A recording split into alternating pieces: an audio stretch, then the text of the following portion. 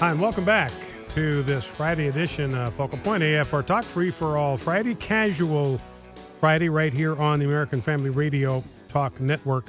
Glad to have you join the conversation, be in the mix today, talk about a range of topics. Things still bad over there in Cyprus, by the way, and they haven't been able to come up with any kind of a deal. Apparently, they're back to the deal now, only the numbers are worse. They're just going to go in and plunder the savings accounts of the wealthiest deposit holders in Cyprus, just going to take their money, 13% of their money, and 10% of everybody that makes above a certain threshold. I think it's 150,000 or something like that, and above it's going to be 13%, and over 100,000 but less than 150,000, whatever the parameters are. I'm not going to be precise on that.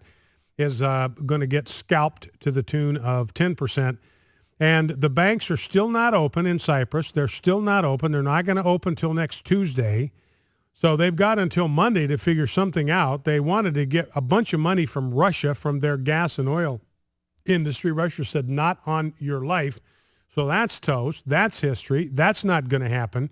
And what they're back to now is just plundering these savings accounts with no legal authority whatsoever. The banks aren't open. The ATM machines are barely functioning. They'll put enough in for whatever the standard amount was for a day, but when that's gone, it's gone. They're not keeping a steady supply of cash in the ATM machines. People are lined up around the block trying to get their money out of their ATM machines. You know, and the reality is, I mean, that just shows you what is going to happen if they ever do open up the banks. I honestly don't know how they can ever open up the banks in Cyprus again, because the moment they do, everybody is going to flood the bank and want all of their money right now, and no bank can survive a run on the bank. Now, every bank is required to have X number of dollars in liquidity. They've got to have it on hand to take care of people that want to come and make a cash withdrawal. And there are different standards about how much money you've got to have on hand. But it just represents a fraction of the total amount that you have on deposit. You may need to keep 12%, let's say. Again, I'm not being precise here. I'm not a banker, and it's been a while since I've looked at these numbers. But let's say, for the sake of argument, you got to keep 12% of your total amount of deposits. You've got to keep that cash on hand. So people can come in and they can write a check for cash, and you can give them cash. So you got to have that around. That's liquid. It's in a form that you can get it and get it to people that you don't want to make a cash withdrawal. But the other 88%, you don't have it in the bank. I mean, it's out working. I mean, you've loaned that money out to people that are buying houses. You've loaned it to small businesses that are starting up. So that money is out there and it's working. It's making money, so that the money that the people have on deposit in your bank can grow. I mean, this is how it works.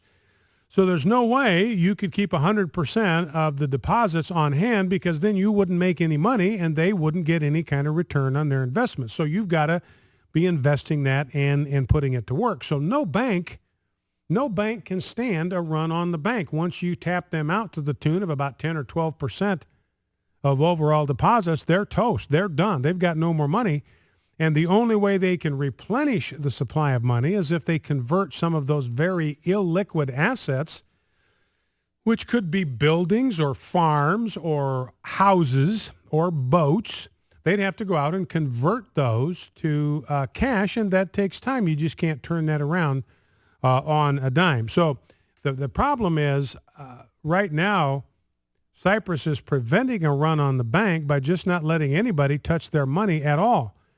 But as soon as they open the bank on Tuesday, I honestly don't care. In my judgment, it doesn't matter. I'm just thinking human nature here.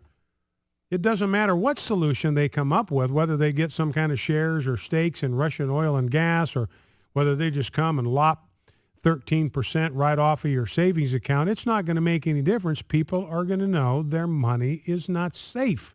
It's going to be safer at home in a coffee can under the bed than it will be in the major bank in Cyprus. Everybody's going to know that. Everybody in the world knows that now. And so they're just going to go get their money, and that's where the stampede is going to begin. Now, On a different note, you're aware of the fact that we've got a court case coming up in the Supreme Court next week on same-sex marriage. Proposition 8 in California, that's California's marriage amendment. That's going to be heard. A challenge to that's going to be heard by the United States Supreme Court. And the judge, by the way, that overturned Prop 8, invalidated, disenfranchised 7 million Californians. He himself was a flaming homosexual. He'd been in a long-term relationship with a same-sex partner, and that did not become public knowledge until after he'd issued his ruling. And by all canons of judicial ethics, he should have recused himself for the simple reason that he was rendering judgment in a case where he had the opportunity to issue a judgment that would have resulted in a personal financial benefit to him. In other words, under Proposition 8, he could not get married, and whatever tax deductions and breaks and whatever you get from being married, he wasn't eligible for that prior to his own ruling. After he issued his ruling, he could take advantage of all of those tax breaks for married people. That's a conflict of interest. It was grossly unethical, immoral for him not to recuse himself from that. But he stuck in there, and he made this unilateral decision to overturn and disenfranchise 7 million California voters. Now, it turns out he really wanted to be there at the Supreme Court. We've uncovered emails that indicate he wanted to be there in the front row to cheer on Proposition 8. So he's turned, so the reality was he never was a judge, because the whole point of being a judge is you are to be impartial. Remember, Lady Justice wears a blindfold. She's got a pair of scales. She's blindfolded. She doesn't see the color. She doesn't see the creed. She doesn't see the race. She doesn't see the gender of the people that stand before her for justice. Her only concern is for the rule of law. And her only concern is that justice be done. That's why she's got scales there, so she can carefully weigh things out and render a just verdict. So judges are not supposed to be cheerleaders. They're supposed to be umpires. They're supposed to be neutral. They're supposed to be impartial.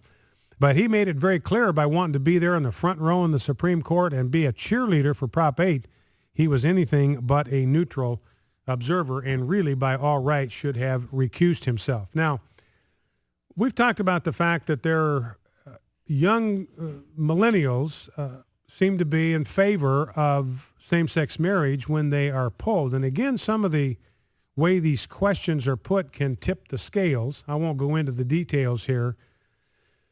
But a lot of these polls that show this strong support among millennials for same-sex marriage have loaded questions. It doesn't take much to tilt a question in the direction that you want it to go. For instance, I'll give you one just off the top of my head, and I don't remember which one this was, but the question was something like, do you believe that it should be legal for same-sex couples to marry, or should it be illegal?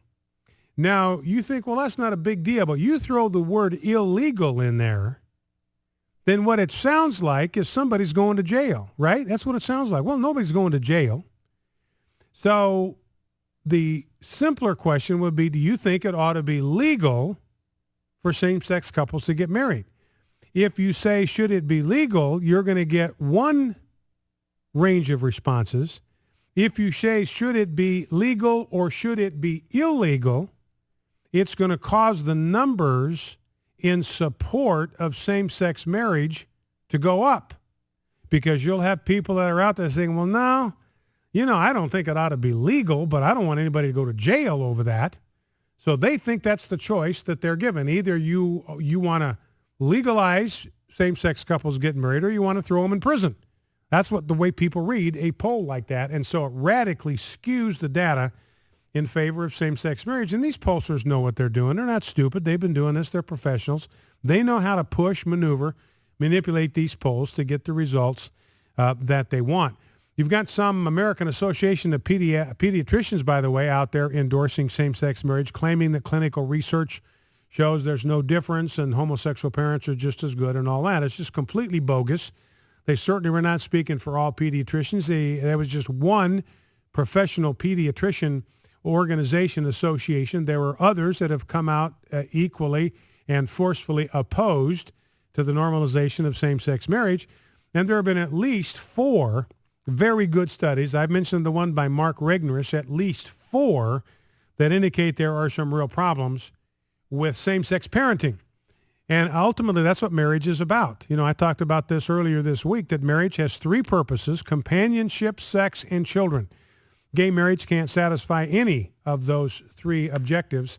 But the third, and for civilization purposes, perhaps the most important, is the procreation of children. This is how a society sustains itself, maintains itself. It's how it grows. That's why the state has a vested interest in protecting, defining marriage and sheltering the institution of marriage, because that's the institution in which the next generation of citizens are brought into the world. So the state has every right to protect that institution. Anyway, piece of good news here from the New York Times. This is from March 20th. Young opponents of gay marriage undaunted by battle ahead. And this is the, I'm not even going to go through a lot of the details here, but they interview somebody who is 34 years old and supports natural marriage. Will Hahn is 26. He supports natural marriage. Ryan Anderson of the Heritage Foundation is 31. He supports natural marriage. Joseph Backholm is director of the Family Policy Institute of Washington. He's 34. He supports natural marriage. And then Caitlin Seary, she is 25. She supports natural marriage. Ashley Pratt, she's executive director of Cornerstone Policy Research in New Hampshire. She's 23. She supports natural marriage. Andrew Walker is a policy analyst, Heritage Foundation. He supports natural marriage. Here's the point that I want you get the impression, and here's the New York Times interviewing all these millennials, all these 18, 20-somethings, even some young 30-somethings, that we're told they're gone. This generation's history, they're in the archives, they're gone. We've lost them forever. And here they are, powerfully and persuasively at their age, arguing powerfully, bringing research and rhetoric to bear to protect the institution of natural marriage. The battle's a long way from over, friends.